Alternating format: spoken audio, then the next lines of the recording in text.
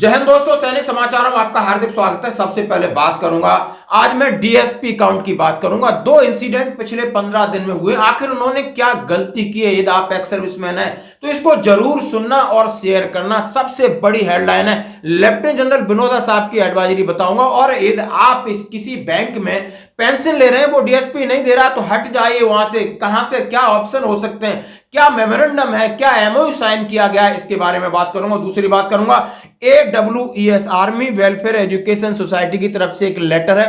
यदि आप ex serviceman है, आपके बच्चे हैं, इसकी आप सुविधा का फायदा उठा सकते हो। और सेना प्रमुख के ऑफिस से एक तस्वीर हटाई तो बवाल हो गया है। कल आप देख सकते हो उसका वीडियो में, लोकसभा में हंगामा हुआ कि आखिर ये सेना की गरिमा का सवाल था, आपने ये तस्वीर वहां से क्यों उठाई। और मजदूर का बेटा बना सेना में अधिकारी। हाँ दोस्तों, 100 रुपए की दिहाड़ी करने वाला किस तरीके से बना। और आज संसद में बड़ा दिन है, यानी देश में एक नई व्यवस्था लागू होगी। करोड़ों और अरबों पैसों की होगी बचत। आप अपनी जरूर राय रखेंगे। तो दोस्तों, सबसे पहले मैं बात करूंगा DSP, defence salary package account, जो सबका होता है। सब इसी से अपनी पेमेंट लेते हैं, लेकिन चूक जाते हैं जब वो सेवानिवृत्त होते हैं। तो उनका काम होता है कि डीएसपी अकाउंट सर्विंग है, उसको पेंशन कराना।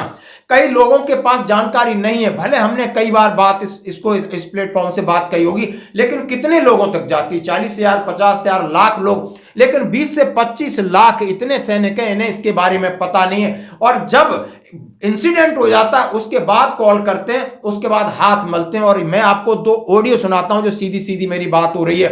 यानी एक एक्सीडेंट ऐसा होता है राजस्थान में कि वो एफआईआर ही नहीं कराते। केस क्या था? केस एक्सीडेंट में डेथ हो गई तो तो हॉस्पिटल लेके नहीं, तो हॉस्पिटल ले गए तो आपने एफआईआर कराई होगी, तो पोस्टमार्टम तो ऑटोमेटिकली हुआ होगा। एफआईआर कराई, पोस्टमार्टम नहीं हुआ, पंचनामा हुआ है, हॉस्पिटल लिख दिया ब्रॉड डेड और लिख करके वापस दे दिया बॉडी। अच्छा, ब्रॉड डेड है। पंचनामा कराया था आपने? हाँ हाँ, पंचनामा कराया। क्या पंचनामा में लिखा है ना? बाकी एक बार चेक तो करा लेते आपको। तो क्या बताऊं, अभी हाँ, इसमें फंसेगा मामला ना। बात फंसी तो गया सही है। मामला था। बात तो सही है, फंसी गया अपन तो। ये मतलब मेरे कहने का मतलब ये है कि हर एक आदमी को तो उस समय इमोशनली इतना ज्ञान भी नहीं होता है। नहीं नहीं, अपना ज्ञान हिंदू, तो खैर हम तो हमेशा कह रहे हैं कि थोड़ा सा इस चीज को आप नहीं सीरियस लीजिए, बट वो तो सही है सर। पीपल आर आपके नॉट अवेयर। हाँ, आपके टच में है वो। एक्सीडेंट हुआ था हाँ, एक्सीडेंट गांव में हुआ, रूरल एरिया में। और उसी समय ऑन द स्पॉट एक्सपायर्ड हो गए। हाँ, हाँ, ऑन द स्पॉट एक्सपायर्ड हो गया। पुलिस आई, देखा इसमें साइड पर। आर्मी में थे। हाँ, आर्मी में रिटायर्ड थे। लो, बिल्कुल बिल्कुल 30 लाख का, मतलब 100% श्योर था ये, है ना? हाँ, वही तो बात है। आप देखो कितने कितना एज था उनका। एज भी कमी था सर। हवलदार से आए होते 40, 45, 45 के लगभग तो था। अभी रिटायर्ड हुए होंगे जल्दी। हाँ, हाँ, 21 या 22 में ही रिटायर्ड हुए थे। मतलब किसी को पता नहीं है। देखो कितना अवेयरनेस। वो ले जाके सीधा अंतिम संस्कार कर देते हैं, एफआईआर नहीं कराते। और उनका डीएसपी काउंट था। और एक का एक्सीडेंट हो जाता है, सब कुछ एफआईआर कराते हैं, लेकिन बैंक में जाते तो डीएसपी काउंट नहीं था। एक ऐसे हैं कि डीएसपी काउंट कागज दे के आ गए थे, लेकिन वहां ऑफिस वालों ने नहीं किया, उन्होंने यकीन नहीं किया। इंसिडेंट होता है, बाद में कुछ नहीं मिलता है। तो वो रेगुलर सेविंग अकाउंट था। ओहो। तो फिर वो बैंक वाले बोल रहे कि मतलब आपका ऐसा प्रॉब्लम है तो फिर नहीं होगा। नहीं, एक्चुअली आप किस बैंक में था? State bank. स्टेट बैंक में था। और आपके पापा हाँ, कब एक्सपायर्ड हुए? 2022। 22 में। मतलब रिटायरमेंट के बाद उन्होंने डीएसपी काउंट पेंशन नहीं कन्वर्ट कराया, बिकॉज उनका डीएसपी काउंट सर्विंग था। सुन रहे ना? हाँ, अब उसमें क्या होता है कि आते ही अब लोगों को काफी इंस्ट्रक्शन दिए जा रहे हैं कि जहां भी आपका अकाउंट है, पहले तो अपनी वाइफ के साथ जॉइंट अकाउंट कराओ उसको। और उसका डीएसपी पेंशन, उसका कोड अलग होता है। हाँ, तो उसकी फॉर्मेलिटीज ज्यादा नहीं होती है, बैंक वालों को नहीं पता होता है, लेकिन आपने अपना पीपीओ और कुछ डॉक्यूमेंट जाके प्रोवाइड करना होता है और 2 मिनट में कर देते हैं। अब ये आपका केस नहीं, बहुत सारे ऐसे केस हैं, लोगों को पता नहीं, बाद में पता चल रहा है कि नहीं, इसका 30 लाख का बेनिफिट था, है ना? हाँ, हाँ, एक्सीडेंट के बाद आपने उनका पोस्टमार्टम वगैरह कराया होगा, एफआईआर डाली होगी, है ना? हाँ, वो सब है। तीनों मामले आते हैं। जब मैं जनरल विनोदा साहब से बात करता हूं तो बोलते हैं यही गलती है जो बार बार लोग कर रहे हैं, क्यों नहीं समझ रहे कि ये पीआईए पर्सनल एक्सीडेंट इंश्योरेंस और तमाम अन्य प्रकार की सुविधाएं आपको डीएसपी अकाउंट से कवर की जाती हैं, उनके बारे में आप बताइए। तो मैं ये चीज आपके सामने ला रहा हूं। आप पहले ऑडियो जरा थोड़ा थोड़ा सुनिए, उसके बाद में जनरल विनोदा साहब जो इंस्ट्रक्शन दे रहे हैं उसको सुनिए। ये सिर्फ सेना के लिए नहीं, ये navy, air force, BSF, CISF, SSB, Assam rifles, coast guard, special frontier force, इन सब के लिए लागू है।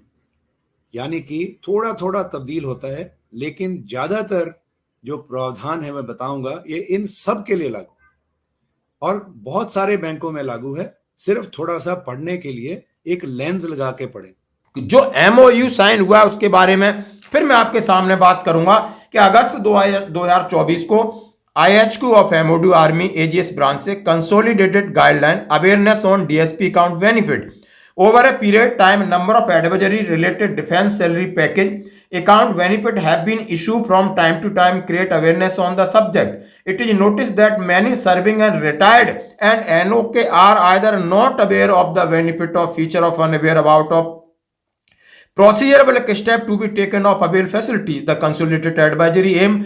उन्होंने कहा है कि बहुत सारे सर्विंग लोग हैं और जो रिटायरीज हैं एनओके, उनको इसके बारे में पता नहीं है. सर्विंग की बात ऐसी है कि आपको ऑफिस में आपके पास क्लर्क हैं, हेड क्लर्क हैं, आपका रोल कॉल में बताया जाएगा, बैंक की टीम आपके पास आएगी, यूनिट में करके जाएगी. लेकिन रिटायरमेंट के बाद जो डीएसपी अकाउंट आपका सर्विंग में होता है उसको चेंज कराना होता है, जिसको डीएसपी पेंशन बोलते हैं, उसका कोड अलग होता है. अब कौन कौन सी बैंक किस प्रकार की सुविधाएं दे रही हैं, जैसा कि मैं एसबीआई के बारे में जनरल विनोदा साहब ने आपको बताया. अब मैं बात करूंगा M consolidated guideline to serve one reference document related to DSP account benefit scope major benefit associated with account valid MOU details eligibility condition claim procedure checklist और मिसलेनियस इंस्ट्रक्शन. यानी ये 11 पेज का है, पीडीएफ आप ले सकते हो. उन्होंने कहा है कि डीएसपी अकाउंट होल्डर हैं स्टेट बैंक का, उन्हें पर्सनल जो सर्विंग लोग हैं, अग्निवीर हैं, 50 लाख उनको मिलता है जो सर्विंग सोल्जर हैं, और जो रिटायरीज हैं पेंशन उनको 30 लाख देती है. बैंक ऑफ बड़ौदा सर्विंग और अग्निवीर को 60 लाख देती है और उसके बाद 40 लाख देती है पेंशनर्स को. पंजाब नेशनल बैंक 1 करोड़ रुपए देती है और एक्स सर्विसमैन को 50 लाख देती है. आईडीबीआई यानी 50-50 लाख देती है. यूनियन बैंक 1 करोड़ और 1 करोड़ देती दोनों को, चाहे एक्स सर्विसमैन है चाहे आप सर्विंग है. आईसीआईसी बैंक है 50 लाख दोनों को देती है. यस बैंक 60 लाख और 40 लाख देती है. कोटक महिंद्रा बैंक 50 लाख देती है. एचडीएफसी बैंक देती है. एक्सिस बैंक, बंधन बैंक और Indus Bank, IDFC First Bank, Punjab and Sind Bank ये दे रही हैं. अब कंडीशन ऑफ अवेलिंग रिलीफ, इसकी क्या क्या शर्तें हैं, ये सारी शर्तें ये है कि एमओयू आप इसमें देख सकते हो दोस्तों. अब मैं ये बात कह रहा हूं, ये आपके साथ शेयर करूंगा. आपने करना क्या है, यदि आपको पता है कि आपका डीएसपी अकाउंट हो या नहीं है, तो आप जाइए अपने पासबुक को प्रिंट कराइए, उनको दिखाइए, उस पर डीएसपी गोल्ड लिखा है, दैट इज ओके. यदि आपका नहीं लिखा है, आपने पहले कागज दिए, नहीं तो दोबारा आप एक डीएसपी की वो जानते हैं तो ठीक है, नहीं हमसे एक लेटर ले जाइए. मैं आपके सामने जो दिखा रहा हूं ये लेटर ले जाइए जो एसबीआई का है या दूसरी बैंक का है, या एमओयू ले जाइए कि इसमें इस तरीके से कंडीशंस दी हैं, और उनको दिखाइए बैंक मैनेजर को. दिखाने के बाद अपना पीपीओ है, पासबुक है और दीजिए. जो पहले का आपका सर्विंग वाला वो बंद होगा और पेंशन में कन्वर्ट होगा. ध्यान रखना आपका जो अकाउंट है वो जॉइंट अकाउंट होना चाहिए दोस्तों. जो जिसमें पेंशन आ रही है, यानी जो पेंशन आ रही है वो आपका डीएसपी होगा. इसमें उसी में पे आती थी तो पे डीएसपी बंद होकर और डीएसपी पेंशन लागू कर दी जाएगी. तो इस चीज से आपने दोस्तों बचना. अब मैं बात करूंगा एक बड़ा लेटर जो आपके सामने है, AWES यानी आर्मी वेलफेयर एजुकेशन सोसाइटी, जो कि एजुकेशनल प्रोग्राम बनाती है और उसके पैसे और फंड भी देती है. एक लेटर है 15 दिसंबर का आर्मी इंस्टीट्यूट ऑफ एजुकेशन, और वहां से निकला है ऑल डायरेक्टर राज्य सैनिक बोर्ड और जिला सैनिक बोर्ड आपके लिए. यदि आप बीएड या बीएड स्पेशल एजुकेशन करना चाहते हैं तो उसका प्रोग्राम ऑफर किया गया है ग्रेटर नोएडा में. Dear sir and madam, I am writing to letter regarding education of ex serviceman about various programmes offered by Army Institute of Education Greater Noida functioning under the AWS in NACC A grade institution it affiliated Guru Gobind Singh, उन्होंने कहा Indraprastha university, उन्होंने कहा है कि Noida, greater Noida में एक programme हम ex serviceman भाइयों के लिए कर रहे हैं जो बीएड कर सकते हैं और बीएड स्पेशल कर सकते हैं, और उनको 100% गारंटी जॉब की वो बात कह रहे हैं। तो कौन सा जॉब देंगे? इन्होंने कहा AIE का मतलब आप समझ सकते हो, जैसा मैंने बोला, Army Institute of Education establish in the provide pre service teacher education to wards wives widows of army serving and retired personal.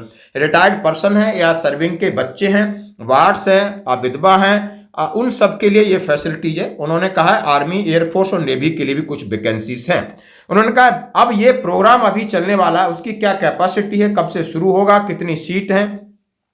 उन्होंने कहा B Ed recognisation NCT after graduation के बाद BA 2 साल का है, 100 सीटें हैं। फरवरी मार्च 2025 में इसमें है 4 से 2 सीट एयरफोर्स और नेवी के लिए। बीएड स्पेशल लर्निंग डिसेबिलिटी उसके लिए आफ्टर ग्रेजुएशन 2 साल का है, 15 सीटें। Integrated teacher education programme ITEP 4 साल का है, 50 सीटें हैं। ये सबकी फॉर्मेलिटीज है। फरवरी मार्च 2025 में BA है, उस BA आर्ट्स ये भी 4 साल का है, आफ्टर 12th आप कर सकते हो इसका जो प्रोग्राम है। There are following benefit studying in AIE Greater Noida. The institute having a highly qualified teaching facility. उसमें अपने इंस्टीट्यूट के बारे में बता रहे हैं। We have the best infrastructure in a campus hostel facilities. Option for studying FDRC second 100% placement before completion of program. 100% placement की बात कर रहे हैं, गारंटी दे रहे हैं, इतना था। Student can make use of NCR location and prepare various career of SSB coaching etc. Due to lack of awareness among ex-servicemen, they are unable to reap the benefit of the facility. बड़ी बात कही उन्होंने कहा, बहुत सारे ex-serviceman हैं उन्हें पता ही नहीं रहता है, अवेयरनेस ही नहीं है कि हमारे लिए क्या सुविधा है। तो ग्रेटर नोएडा दिल्ली के पास है और इसमें आपका नंबर दिया है। More detail about institute can obtain from our website so and so.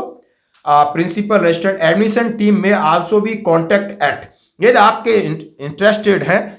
Abhay Rajvanshi colonel retired हैं, जो उसका नंबर है 9999 यानी 9999 4 बार 9 891668। दूसरा है 9953925354। ये नंबर है, आप लेटर ले सकते हो। यदि आपको फैसिलिटीज अवेल करना है तो जरूर इनसे आप संपर्क करें और भी चीजें आप जान सकते हो कि 100% प्लेसमेंट कैसे दोगे सर, ये जरूर मेरी तरफ से पूछ लीजिएगा। दोस्तों आज मैं बात करूंगा सेना प्रमुख के ऑफिस से तस्वीर हटाई, हो गया बवाल। हाँ जी दोस्तों, जैसा कि कल विजय दिवस था, देश भर में हर्षोल्लास से मनाया गया, शहीदों को श्रद्धांजलि दी गई, चाहे माननीय प्रधानमंत्री और राष्ट्रपति जी हों और रक्षा मंत्री जी हों, सब ने और अपने अपने लेवल पर भूतपूर्व सैनिकों ने भी तो काफी जोर शोर से सेलिब्रेशन हुआ। लेकिन एक बवाल होता है कि चीफ ऑफ आर्मी स्टाफ की ऑफिस के अंदर एक पीछे तस्वीर लगी रहती है जिसमें 2 जनरल हैं जो सरेंडर का फोटो है और उसमें साइन कर रहे हैं, आप देख सकते हो, जनरल अरोड़ा साहब और न्याजी साहब, और पीछे पाकिस्तानी सेना घुटने टेक रही है। यानी उस तस्वीर को विजय दिवस के दिन हटाने से बहुत सारे सवाल उठते हैं और ये सवाल ऑफिस से जाकर के संसद तक पहुंचता है। माननीय प्रियंका गांधी जी इसके बारे में पूछती है आखिर क्या हुआ। आज सेना के हेडक्वार्टर्स में से वो तस्वीर उतारी गई है जिसमें पाकिस्तान की सेना आत्मसमर्पण कर रही है हिंदुस्तान भारत की सेना के सामने। आखिर क्यों डर गए, क्या हुआ, किस वजह से उठाए, तो इसके लिए सरकार अपना एक्सप्लेनेशन दे रही है, इसके ऊपर बात हुई है। अब मैं बात करूंगा मजदूर का बेटा बना सेना में अधिकारी। मैं लेफ्टिनेंट कविलन वी की बात कर रहा हूं। दोस्तों कविलन वी के पिताजी 3 महीने पहले पैरालाइज हो जाते हैं और कोविड में उनकी मां का देहांत हो जाता है। और ये बंदा इतना डेडिकेटेड है, मदुरई के रहने वाला है, कि वो लगातार परिश्रम करता रहा। इसके पिताजी 100 रुपए दिहाड़ी के काम करते थे, वो भी हैंडीकैप्ड हो जाते हैं, लेकिन भगवान ने सुन लिया, मेहनत रंगलाई के सेना में उन्होंने एंट्री ली। और परसों जो IMA देहरादून में पासिंग आउट परेड हुई थी उसमें आप देख सकते हो अपने भाई, छोटे भाई के साथ और अपने पिताजी, और हाथ में उनके माताजी की तस्वीर है। तो मजदूर है तो उनका अपना डेडिकेशन, लगातार मेहनत और लगातार असफलताओं से सीखा। उसने कहा है हम लगातार असफल रहे, लोग हम पर हंसते थे लेकिन कोई बात नहीं, हमने ये संघर्ष जारी रखा और अंततः सफलता मिली। दोस्तों तो ये एक मोटिवेशन के लिए बड़ी तस्वीर है कि यानी हमारे पास लिमिटेड सोर्सेस भी हैं, यदि हमारा अंदर से कमिटमेंट, हमारी विल पावर जबरदस्त है तो हम किसी भी मुकाम तक पहुंच सकते हैं। तो दोस्तों बड़ा दिन की मैं बात कहूंगा। हाँ जी दोस्तों, जैसे कि आपने अभी तक वन रैंक वन पेंशन सुना था, यदि आप फौजी सुनिए, वन नेशन वन इलेक्शन। हाँ जी दोस्तों, वन रैंक वन पेंशन तो छोटा बजट था, वन नेशन वन इलेक्शन यानी एक राष्ट्र एक चुनाव। क्या आप इस बात से सहमत हैं? इस बात को ध्यान से सुनना।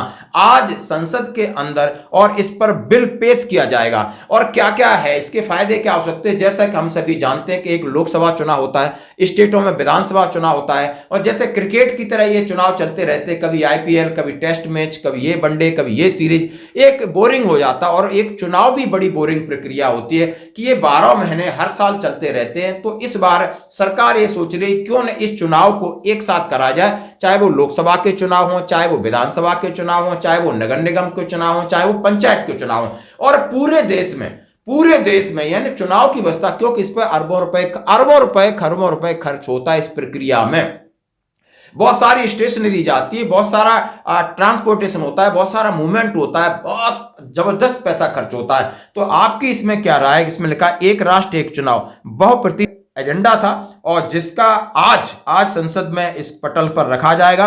और ये भारतीय जनता पार्टी और इसकी सहयोगी पार्टी इसका समर्थन कर रही है और विपक्षी पार्टी इसका विरोध कर रही है। उनका अपना एक इंटरेस्ट हो सकता है, लेकिन उन्होंने कहा पैनल में 2 चरणों में चुनाव होंगे, पहले लोकसभा और विधानसभा आम चुनाव, और 100 दिन के भीतर स्थानीय निकाय, जिसमें पंचायत और नगर पालिका, यानी 100 दिन, लगभग 3 महीने में ये निपटेगी। पहले लोकसभा विधानसभा और दूसरा आपके पंचायत और नगर निगम के कहें हो जाए। इससे मतलब बहुत सारा आपको रेवेन्यू बचेगा। दोस्तों आपकी क्या राय जरूर दें। लेंस लगा के पढ़ने का अर्थ ये होता है कि थोड़ा समझें कि किस फॉर्म में लिखा है, और नीचे जो छोटा सा लिखा रहता है टर्म्स एंड कंडीशंस, उसको जरूर समझें। यही मैं आपको एडवाइस करना चाहूंगा, जो मैं रोजमर्रा देखता हूं। तो आपके साथी जो इसके अंदर भी हों, सेना में ही ना हो, navy, air force, CAPF, central arm police forces, navy, coast guard, कहीं पे भी हों, उनको भी ये बात उतनी ही लागू है। और हमारे तक पहुंचने के लिए और किसी क्लैरिफिकेशन के लिए जो नंबर मैं उसमें बताऊंगा, वो आप बेझिझक कभी भी, दिन रात, शनिवार इतवार, जब आपको समय लगे आप मैसेज करें या कॉल करें। मदद करना हमारा सौभाग्य होगा। अभी आते हैं पैकेजेस, जो हमारे सैलरी पैकेज हैं, जो आप ये तस्वीर देख रहे हैं। ये मेरे को थोड़ा सा इस बात में कहने में ये फख्र है कि आज के दिन में जिस फॉर्म में ये पैकेज बनाया, ये हमने बनवाया था 4-4.5 साल पहले, कि सैनिकों को और उनकी फैमिलीज को आप बिना किसी हिडन एजेंडा के लिख करके बताएं कि आपको क्या क्या प्रावधान लागू है। ये जो पेज है, ये 4 पेज का डॉक्यूमेंट है, ये सैलरी पैकेज, इसमें लोगो लगा है, ऊपर लिखा है saluting the heroes of for their valour. आप इसका मतलब आप समझते हैं। ये जो पैकेज है ये सर्विंग सोल्जर्स के लिए है और एक्स सर्विसमैन के लिए भी लागू है। तो इसके अंदर समझना ये है, सर्विंग सोल्जर्स के प्रोविजन थोड़े अलग हैं और एक्स सर्विसमैन के थोड़े कम हैं। और कम नेचुरली आप समझते हैं, आप एक्टिव सर्विस में नहीं हैं, सैलरी आधी हो जाती है, और थोड़े से प्रावधान जो है वो थोड़े कम है। कम क्या है? जैसे डिसेबिलिटी क्लेम एक सोल्जर को मिलता है अगर उसकी एक्सीडेंट से, माइनफील्ड कैजुअलिटी हो गया, एम्प्टी एक्सीडेंट हो गया, गोली लग गई, ग्रेनेड उड़ गया, रॉकेट लॉन्चर फायरिंग हुआ तो हियरिंग लॉस हो गया, ये सर्विंग सोल्जर्स को मिलते हैं। डिसेबिलिटी सोल्जर्स के लिए जो डिसेबिलिटी है वो एक्स सर्विसमैन को नेचुरली नहीं मिलती है। और जो पैकेज में जो इंश्योरेंस का अमाउंट है एक्सीडेंट का, वो सर्विंग सोल्जर्स के लिए 50 लाख है। अगर काउंटर इंसर्जेंसी में डेथ हो, ये भी मैंने बहुत लोगों को देखा है कि आपके घर में अगर किसी के साथ किसी भी टेररिस्ट और एनिमी एक्शन में डेथ हो तो प्रावधान जो है वो 10 लाख एक्स्ट्रा, लोन की माफी और डेबिट कार्ड इत्यादि इत्यादि इंश्योरेंस बना करके मैंने 79 लैक्स भी लोगों को डिस्बर्स होते हैं। तो ये थोड़ा सा, अगर आपके नॉलेज में किसी के साथ ऐसा हो तो हमसे चेक करें, हम गाइड करेंगे। ये सब इसके अंदर लिखा हुआ है। इसमें मोटी मोटी बातें ध्यान देने वाली कि जो एक्स सर्विसमैन है 30 लाख की इंश्योरेंस, और SBI is the only bank जिसमें आपकी उम्र 105 साल भी हो, भगवान करे आप सब उस उम्र तक जिए, और बाथरूम में गिरते हुए आपका गिरने की वजह से डेथ हो जाती है, नॉट बिकॉज ऑफ स्ट्रोक और हार्ट अटैक, गिरने की वजह से, तब भी ये लागू है। इसमें एज रिस्ट्रिक्शन कोई नहीं। ये एक बहुत बड़ा फीचर है जो हमने 2 साल पहले अभी शुरू किया है कि एक्स सर्विसमैन कुछ भी, अगर किसी भी कारण से कुछ हो जाता है तो एक्सीडेंट के कारण, तो एज रिस्ट्रिक्शन नहीं होती है, 30 लाख का मुआवजा होता है। दूसरी चीज, बड़ी बात जो मैं बताना चाहता हूं, जिसका ज्ञान बहुत कम है, सर्विंग में भी कम है, एक्स सर्विसमैन है तो बिल्कुल ही नहीं। हमको ये इंश्योरेंस तो जरूर मिलती है, लेकिन ज्यादातर सैनिक जो है वो 38-40 साल की उम्र में घर चले जाते हैं, 45 साल में, बच्चे छोटे छोटे होते हैं। तो अगर एक्स सर्विसमैन की कैजुअलिटी यानी कि डेथ हो जाती है एक्सीडेंट की वजह से, और उनकी अगर कोई बेटी है जिसकी डेट ऑफ एक्सीडेंट के ऊपर 18 से 24 साल की उम्र हो, तो उनको 8-10 लाख रुपए की एक्स्ट्रा पैसे मिलते हैं विवाह के लिए और कॉलेज एजुकेशन के लिए। और इसी तरह से बेटा है तो सिर्फ कॉलेज एजुकेशन के लिए कोई 5-7 लाख रुपए मिलते हैं, एग्जैक्ट अमाउंट इसमें लिखा है।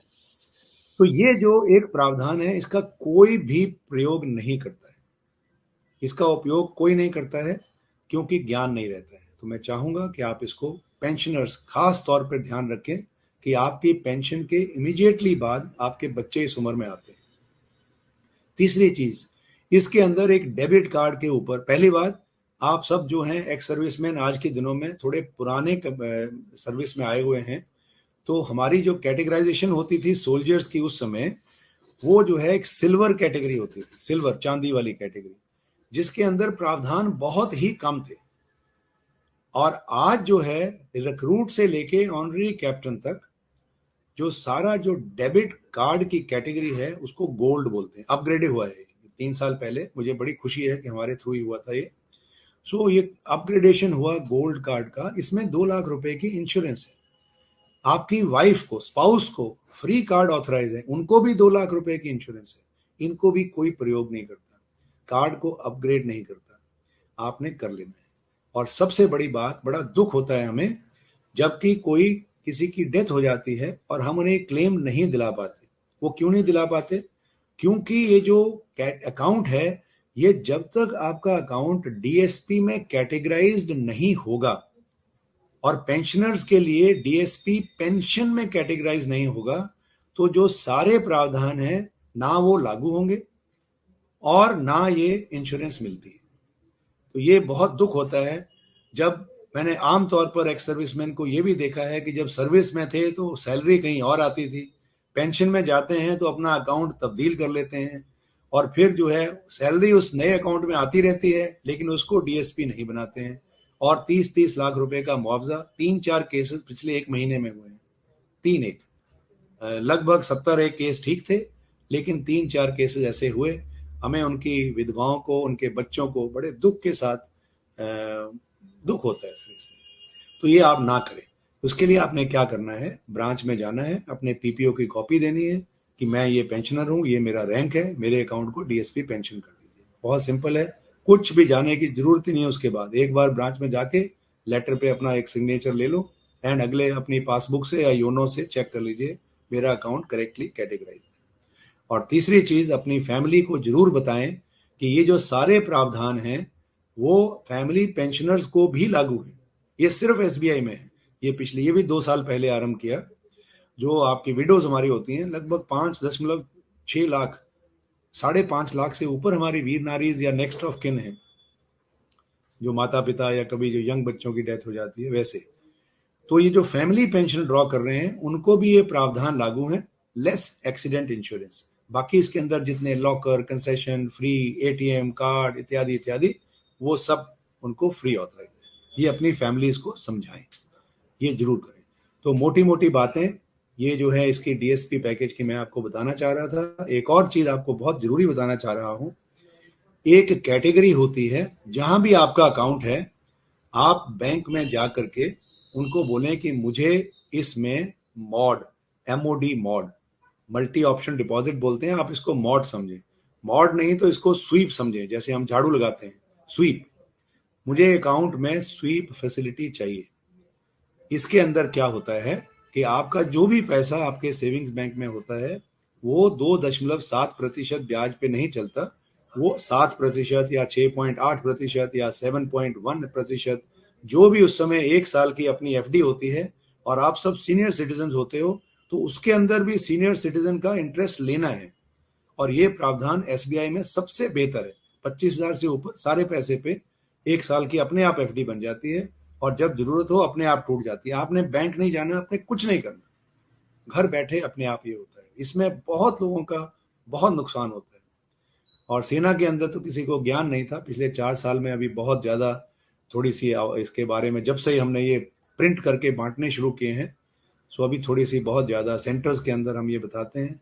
आप भी करें, अपने परिवार में भी कराएं, जितने भी आपके साथी डिफेंस से जुड़े हैं उनको भी कराएं। और अगर कोई एसबीआई में सोल्जर्स में नहीं है उनको भी बताएं, उनको भी लागू होता है। उनकी थोड़ी सी प्रावधान अलग होते हैं, कितना मिनिमम बैलेंस है और कितना रखना है, सिविलियंस को भी लागू है। तो ये आप सबको बताएं घर में, क्यों ये छोड़ना है।